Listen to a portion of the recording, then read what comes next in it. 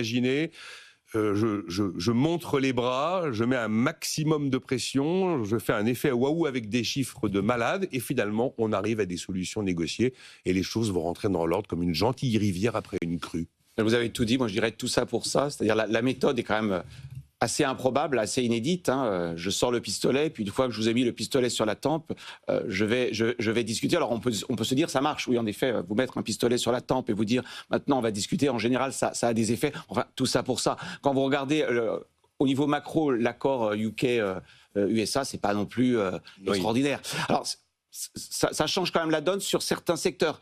Et on en reparlera sans doute tout à l'heure. L'acier tombe à zéro, et surtout les Britanniques. Et surtout les moteurs. Trump a compris que la première victime, en fait, c'est Boeing. Parce n'oublions pas, un avionneur ne fabrique jamais ses moteurs. C'est Rolls-Royce. Il assemble des composants. Et c'est Rolls-Royce l'un des principaux fournisseurs. Exactement. Et un des fournisseurs, il y en a 3 dans le monde, c'est Rolls-Royce. Donc en réalité, si on regarde sectoriellement, il va y avoir des effets relativement intéressants, notamment pour les moteurs d'avion, également pour les voitures, puisque des voitures plutôt haut de gamme étaient exportées du UK vers les États-Unis. Bentley, on peut les citer, Aston Martin, Jaguar, Range Rover, c'était principalement... on va y revenir tout à l'heure, qui ont fait ce qu'on appelle du pass-through, c'est-à-dire en fait ils n'ont pas de problème pour reporter de toute façon la taxe américaine dans les prix.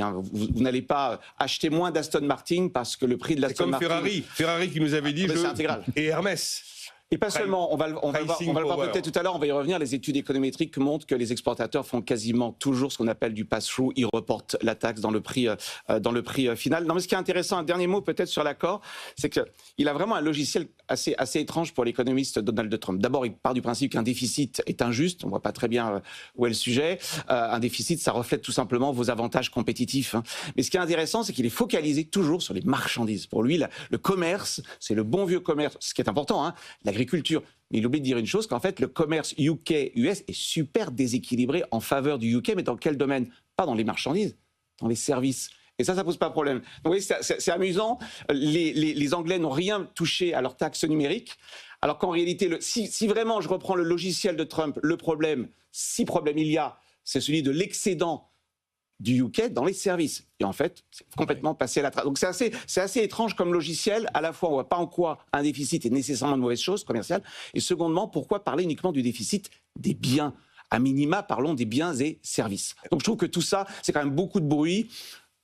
À la fin, pas grand-chose. Mais vous avez raison, ce qui va se passer, c'est que je pense qu'on va avoir des deals successifs. Un deal peut-être avec la Chine. Là, ce week-end, je crois qu'ils négocient en Suisse, oui. En Suisse, sans doute avec l'Europe.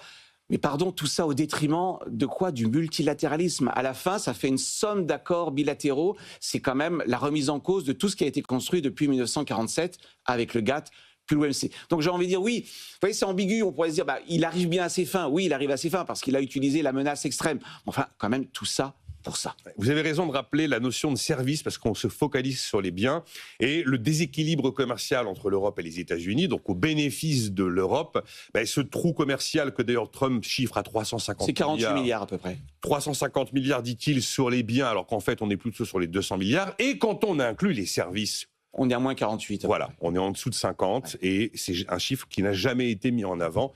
Alors qu'il explique que finalement, ce déséquilibre commercial, quand on prend la balance des paiements courants, n'est-ce pas, il n'est pas si monumental que ça. Roland Gillet, par rapport à ce qu'on vient de se dire,